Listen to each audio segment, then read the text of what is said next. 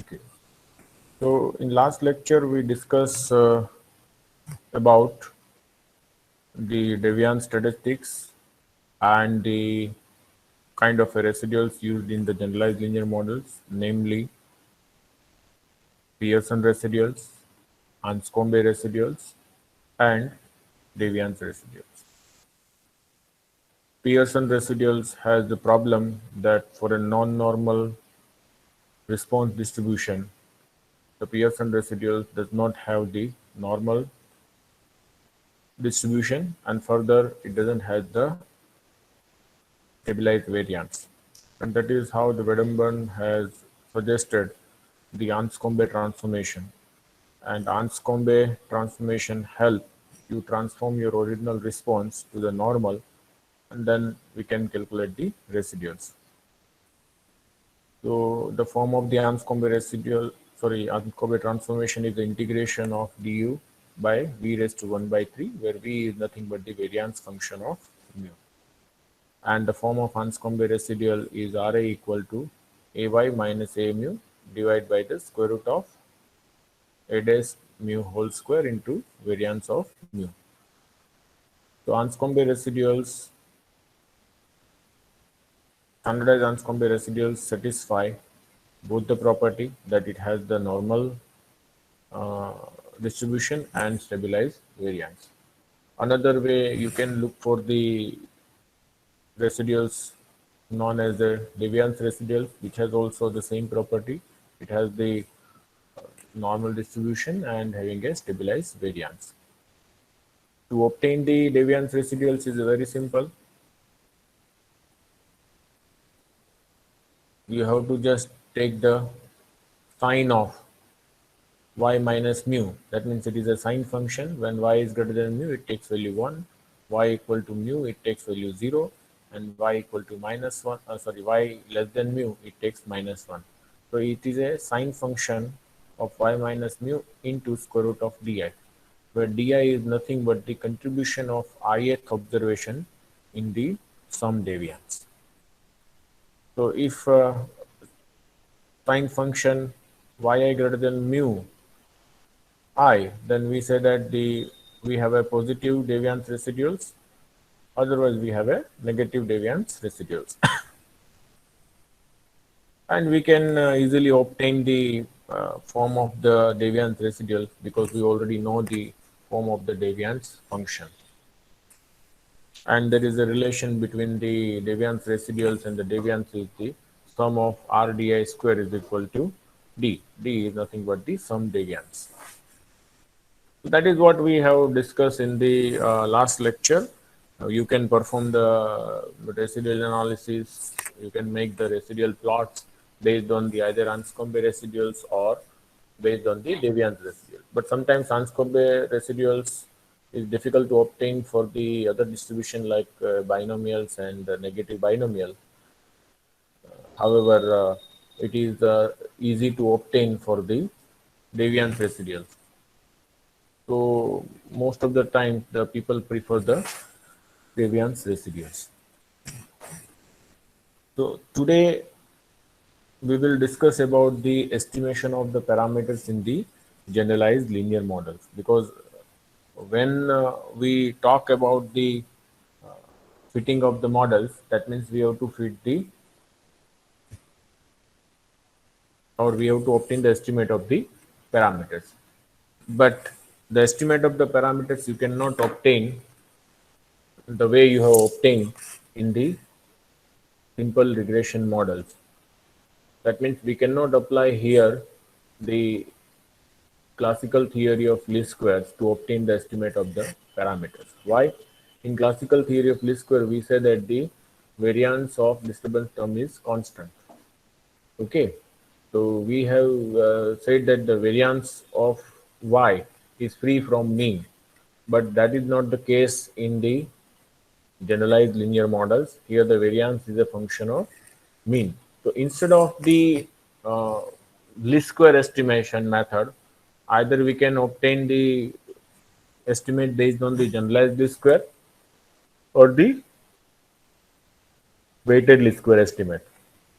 So let us see how we obtain the estimate of the parameters and then what are the basic steps to get the estimate of the parameters. So we will see in general and then we can obtain for the each distribution. So an algorithm for fitting generalized linear models. We shall show that the maximum likelihood estimates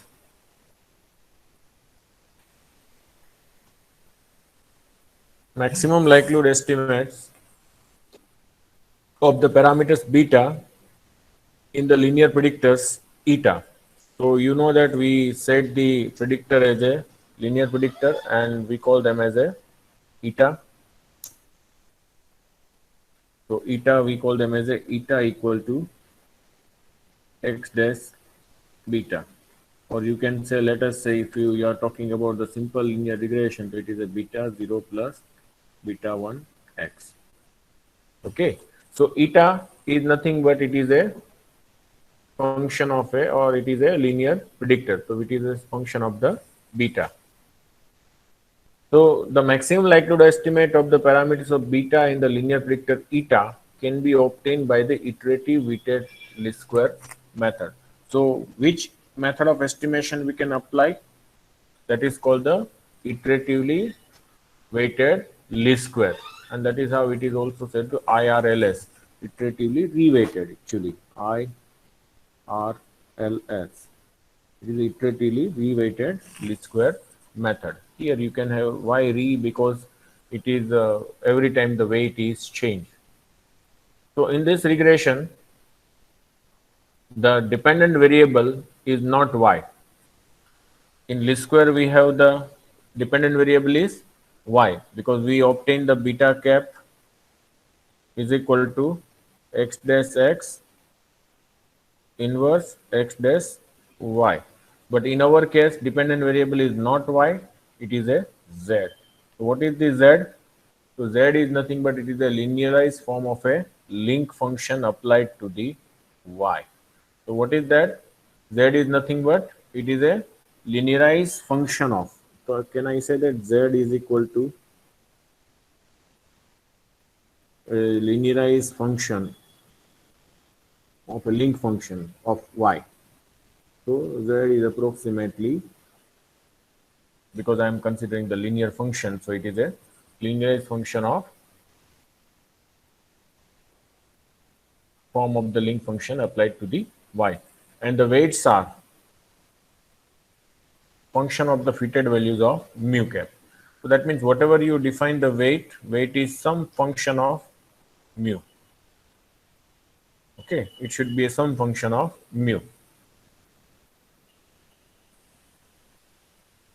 The process is iterative because both the adjusted dependent variable z and the weight w depend on the fitted values.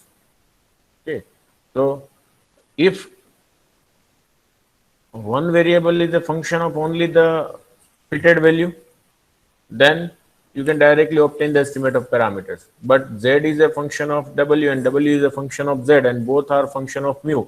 That means both are depends on the each other via fitted value. So if you change the fitted value, you can change the w, you can change the z, and then you can repeat the procedure. So that is how it is a iterative procedure to obtaining the estimate of the parameters of the generalized linear models, for which only current estimates are available. So it's iterative procedure and we have the current estimates are available. Just substitute that estimate, we can get the new estimate, and then you repeat this procedure, you will get the new estimate. When the iterative procedure stop, when the successive difference between two estimates are negligible. So then we can stop the iterative procedure. So the procedure of underlying iteration is follows. So how the procedure takes place? First, you obtain the estimate of eta cap at the current linear predictors with the corresponding fitted value mu0, and then you obtain the eta based on the link function. Okay, and once you know the eta, you can obtain the derivative of eta by derivative of eta with respect to mu at 0 means at the initial estimate. You can obtain the mu cap, that is already we have. So you can calculate the z0. So once you have the z0 is with you, we call them as a adjusted dependent variable. It is not the y, it is a z, and it is known as a adjusted dependent variable, where the derivatives of the link is evaluated at eta 0, and the quadratic weight is defined by the W inverse. So we know this form, we can calculate. And what is the V0? V0 is a variance function of y. That means variance function of y is a function of mu. So if we know that the mu, we can calculate the eta 0 cap, we can calculate this, so we can calculate this quantity, so we can calculate this quantity, so we can have a this. So at the current estimate, you can obtain the value of Z0 and W0 inverse. So once you get the value of Z0, what is the next task? You regress Z0 on x1, x2, xp with weight W0, and it will give the new estimate of beta. Let us say it is a B1 of the parameters. From this form of new estimate, you can obtain the eta 1 cap and repeat the procedure till the changes are sufficiently small. Okay. So how the procedure take place?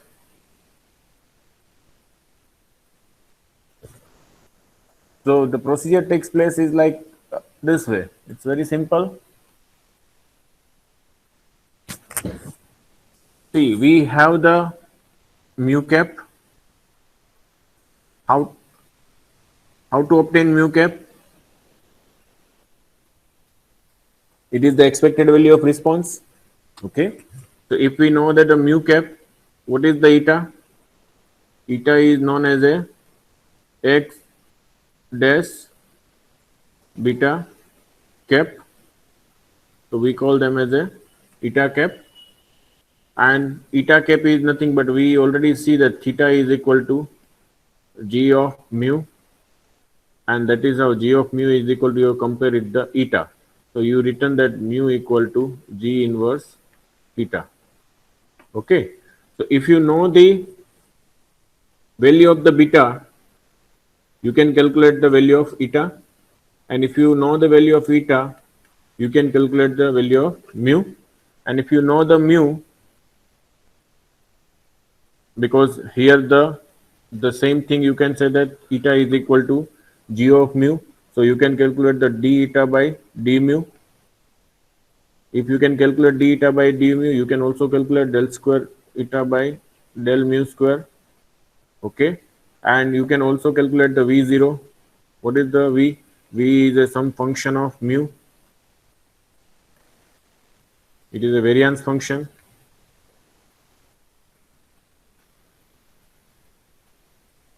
So what we are calculating? We are calculating two quantities. Z is equal to eta plus y minus mu d eta by d mu. This is called the adjusted dependent variable. Okay. Adjusted dependent variable. And another quantity is a weight, that is the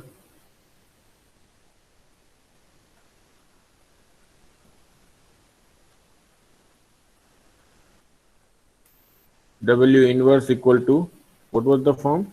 It is d eta by d mu whole square into V inverse. Okay. So we have to calculate these two things. And if we know the value of Z, know the value of W inverse. Okay. From where you can get? We can get the value of Z based on the eta, and eta is a function of beta. So now the question is that to start this iteration, you require the initial estimate of the parameters. So how to obtain the initial estimate of parameters? So we know that in regression theory, what we did? We have, let us say, y is equal to beta x beta plus epsilon in a simple linear regression. Okay. We apply the theory of least square. and we can obtain the beta cap equal to x dash x inverse x dash y. So what we do, when we have the data is given, we regress y on the x and we get the estimate of the beta like this. So we call them as a initial estimate. So I call them as a B0. Okay. If I get the B0, that means I can get the eta 0. Why? Because eta 0 equal to x into x dash B0.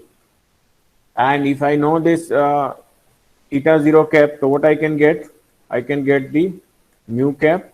What is the mu cap? It is a G inverse of eta 0. Okay.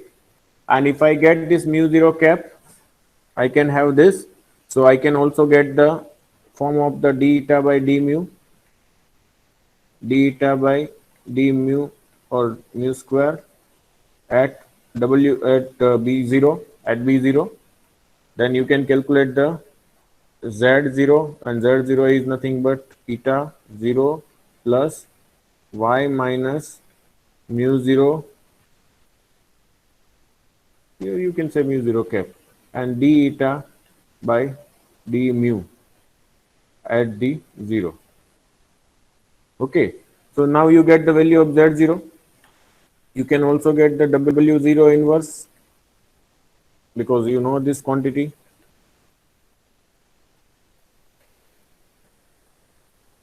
And what is the v inverse? V inverse itself is a function of mu 0. So you can get this. So now you have the value of z0 is with you. Now what we do? We obtain the second round estimate.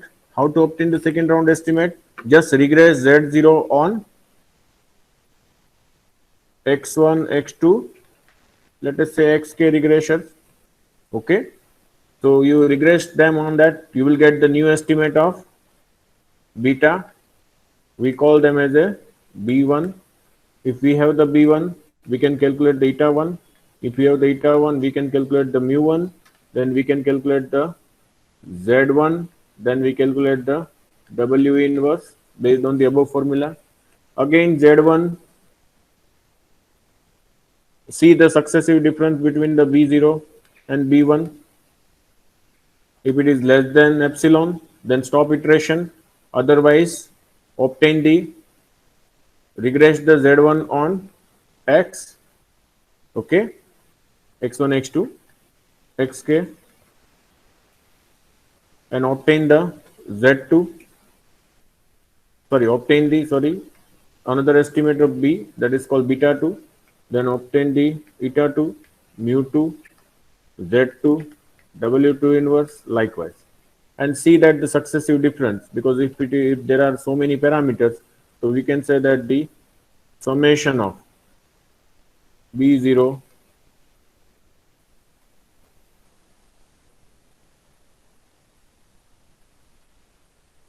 summation of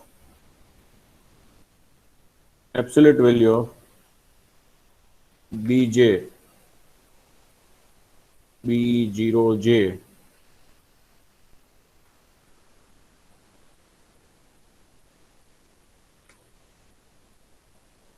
Bj, and let us say here it is Bj, but this is, let us say, B1 and B0. Okay, just take the successive difference and the sum is less than epsilon, then we say that to stop the iteration. If you talk about the second round estimate, it is a B1 and this is a B2. If you talk about the in general, then let us say Bij, the estimate of the parameters at the ith iteration, and Bi plus 1j, the estimate of the parameters at the I plus 1 iteration of a jth regression, and j is equal to, let us say in our case, k regressions are there. If it is less than epsilon, stop iterative procedure, and we get final estimate of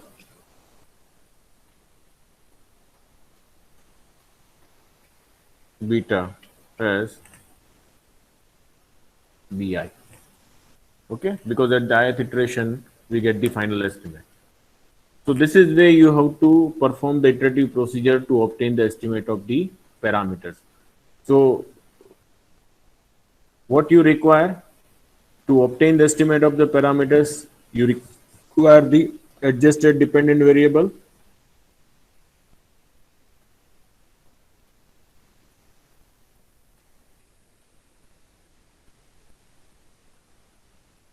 and the corresponding weight function. Okay, is that clear, everyone?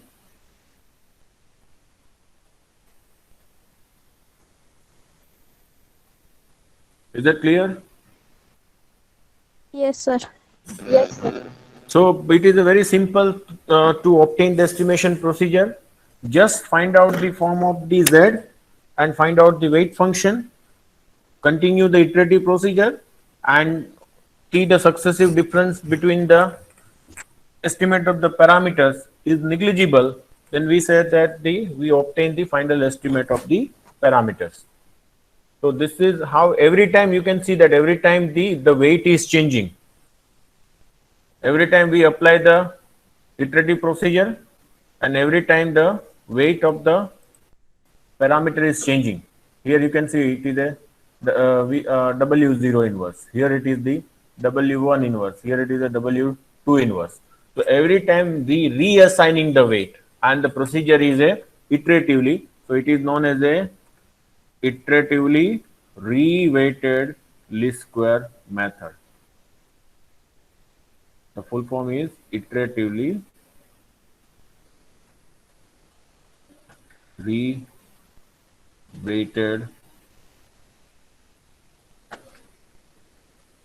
least square method. Okay. So now the question is how we say that we have to find out the z0 and we have to find out the, or we can say that we have to find out the z and we have to find out the quadratic weight. How this form came? There should be some mechanism so that these are the final two quantities we have received, and then we say that if we know this, we can easily obtain the estimate of the parameters. So that means we require some justification procedure to obtain the form of the z0 and w0, the z and the w inverse. So if you remember what I said here,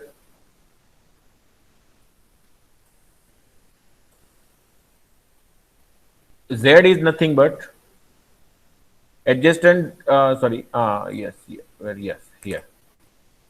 The dependent variable is not y but z. Z is a linearized form of the link function applied to y. What I said that z is a linearized form of link function applied to the y.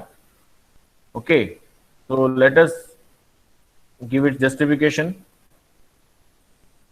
Z is just a linearized form of the link function applied to the data for the first order. So let us say if you make the approximation of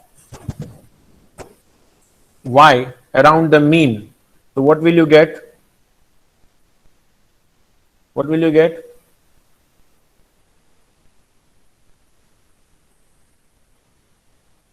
This is the function around its mean plus y minus mu upon 1 factorial g dash mu plus y minus 2. What is the Taylor series expansion? Did you remember that?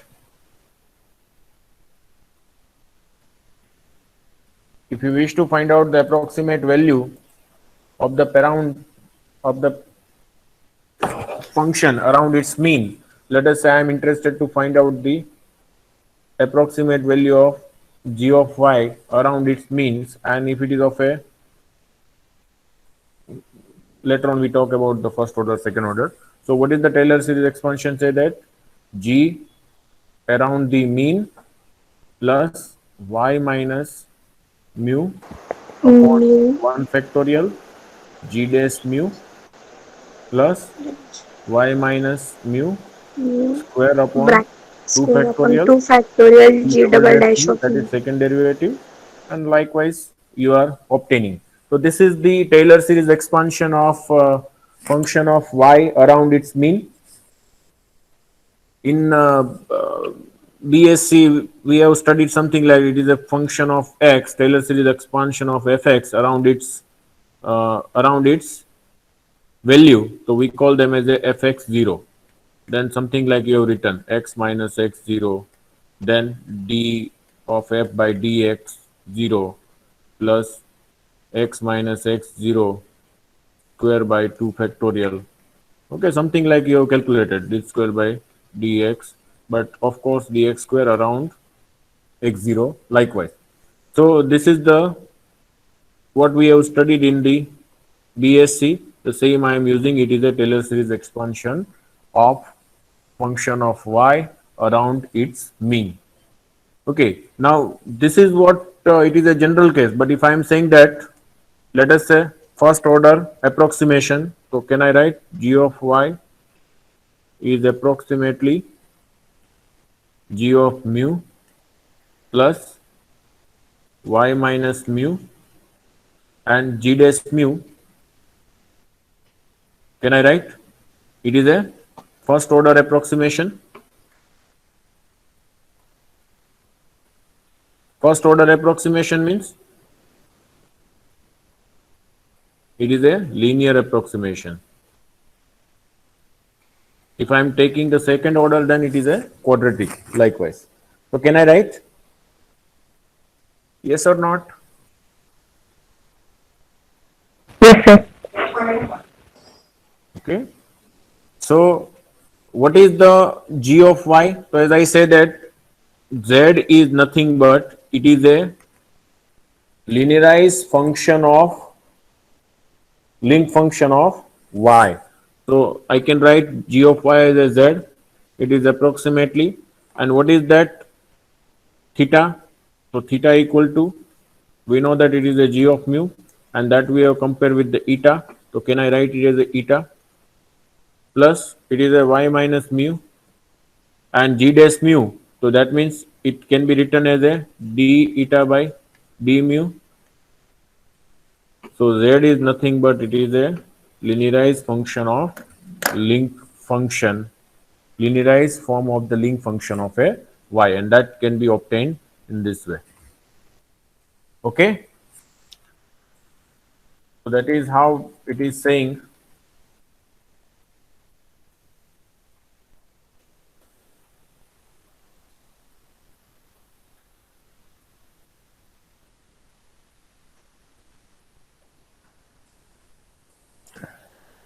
Okay, and the variance of z.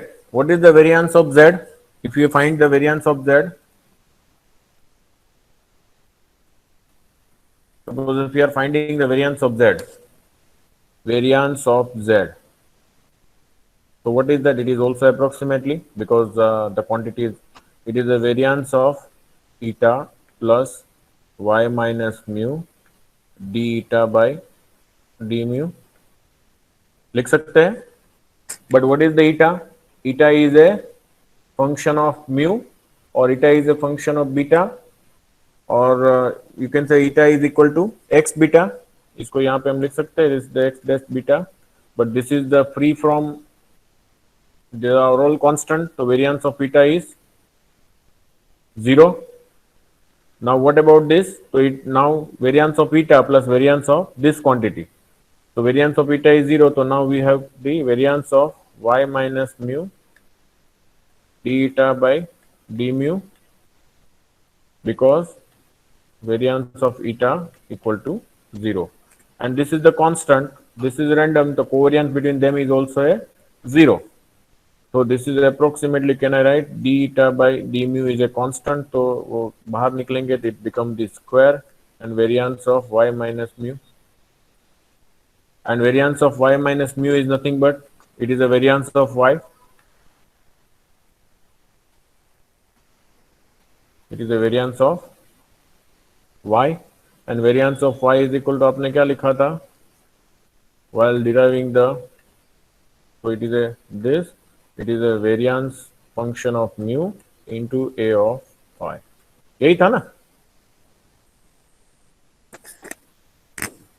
If you remember the mean and variance of the exponential family of distribution, we have written that variance of y is equal to b double dash theta a phi, and b double dash theta is nothing but variance function of mu. So what here it is saying that weight is, if I'll write in this way, approximately W inverse A of phi, so where W inverse equal to d mu, sorry, W inverse equal to this. So yes,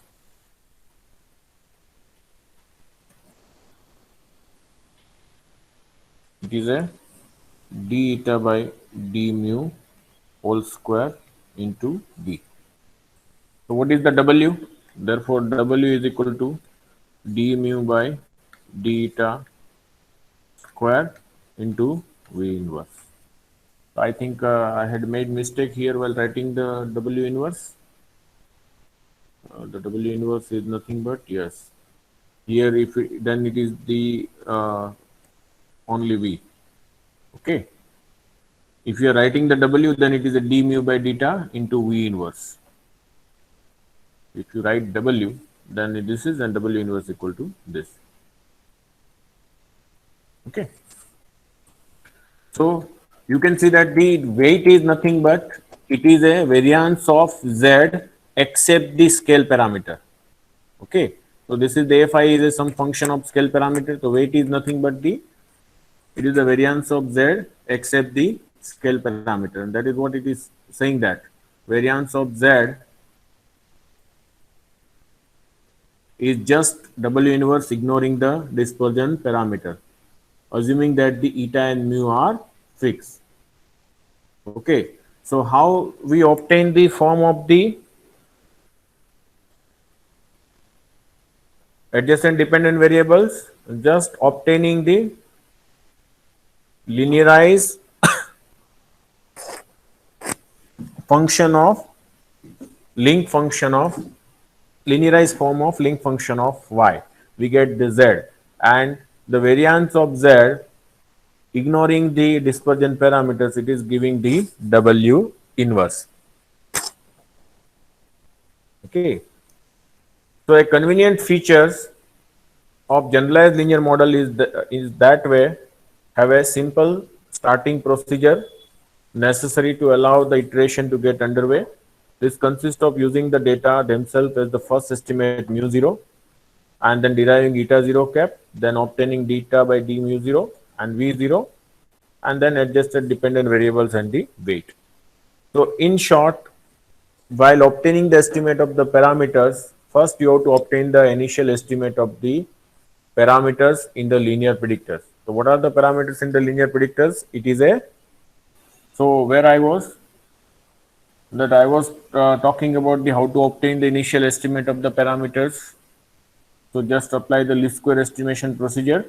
You can get the initial estimate of parameters. So once you have this initial estimate, you can obtain the value of eta 0 by using this relation. And once eta is with 0 is with you, you can obtain the mu 0 based on this relation. Because you know that eta 0 is nothing but the g of mu. So eta, you can easily obtain the d eta by d mu, because eta is a function of mu 0. Okay, and you can have the d eta d mu 0. You can also calculate the v 0, because v 0 is a function of mu, and therefore you can obtain the z 0 and w 0 inverse. So now we have the z 0 is with us. We can regress the z 0 on again x. We can then obtain the new estimate of the parameter b1. And what is that b1? It is the b01 and b11. Okay, and then we can get the eta 1, we can get the mu 1, we can get the d eta by d mu under the b1, then we can get the z2, and we can get the w1 inverse. See the successive difference between the b0 and b1. If the difference is negligible absolute value of the sum of this difference is negligible, then we say that we obtain the final estimate of the parameters. Otherwise, repeat the procedure till this difference is negligible. And once that difference is negligible is obtained, stop the iteration and you will get the final estimate of the parameters. So this is the simple way to obtain. And how we obtain the form of the Z0 and Z and W inverse. So based on the, by assuming that the Z is nothing but the linear form of link function of y, and that is by using the Taylor series expansion we obtain this quantity, and we call them as a Z, and this is nothing but Z is equal to eta plus, we call them as Z is equal to eta plus y minus mu d eta by d mu. And then we obtain the variance of Z. Variance of Z, we get the W inverse A of phi.